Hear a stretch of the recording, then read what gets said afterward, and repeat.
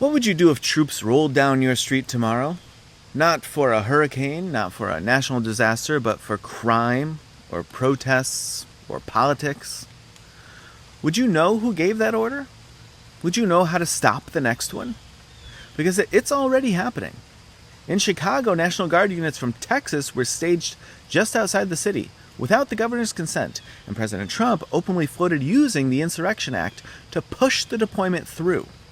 In Washington, D.C., he took control of the city's police department under the Home Rule Act, activated more than 800 Guard troops, and during the 30-day emergency, authorized them to patrol the streets while carrying firearms. In Los Angeles, during a wave of immigration-related protests, Trump deployed thousands of Guard troops and nearly 700 active-duty Marines. A federal court quickly ruled the move illegal under the Posse Comitatus Act, which bars the military from performing civilian law enforcement. In Portland, a federal judge blocked Trump's attempt to use Oregon's own Guard. When he tried to send Guard units from other states, that too was stopped in court. He also signed an order authorizing U.S. military action against Latin American cartels. Mexico's president responded immediately, warning that any U.S. incursion would violate their sovereignty. And in a meeting with Canada's Prime Minister, Trump joked, again, about turning the country into America's 51st state. These aren't foreign deployments. These are domestic tests. A presidency seeing how far it can push the lines. Not abroad anymore, but at home. And those lines used to be clear.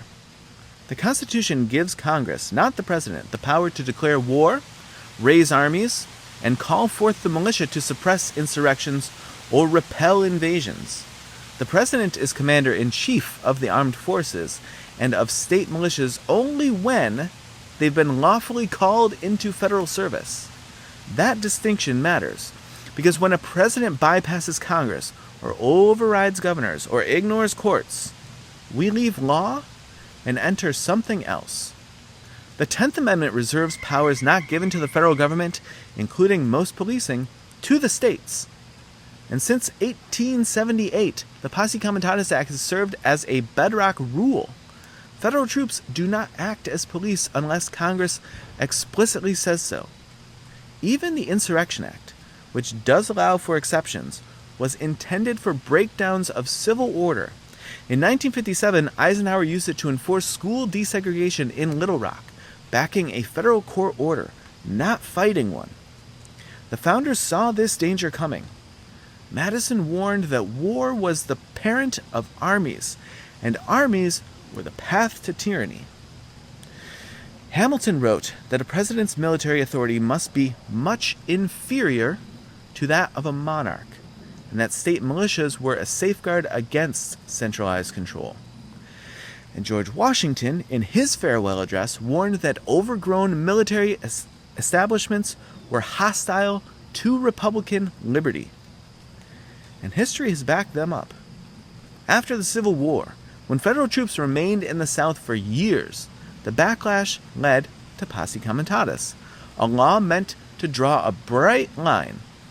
In 1932, when veterans camped in Washington to demand their bonuses, the Army dispersed them with tanks and tear gas, and the public never forgot. In 1970, when the National Guard killed 4 students at Kent State, the country erupted in a single, aching question: how did we let this happen? Because when the military polices civilians, we lose more than safety.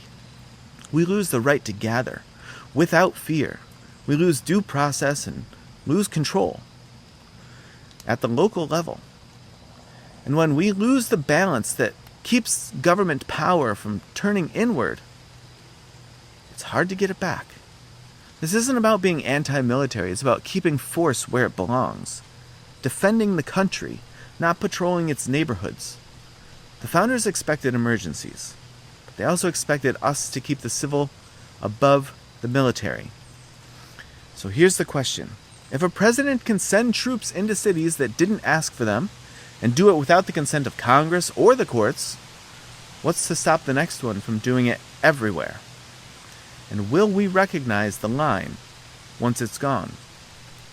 I share a lot of work each week on TikTok, YouTube, Patreon, Substack, and on my website, and none of it is behind a paywall.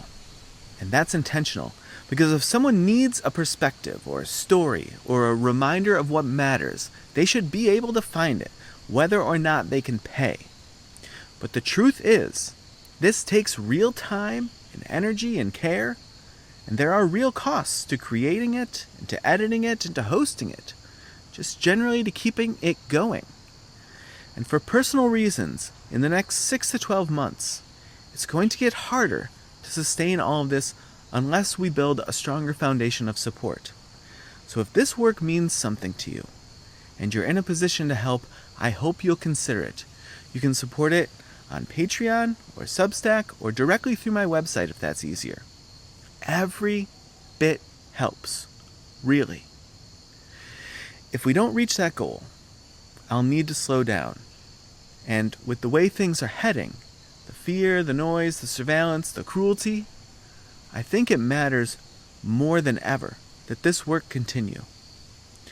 To be able to name what's happening, to remember what's possible, or to offer a buoy when things feel heavy.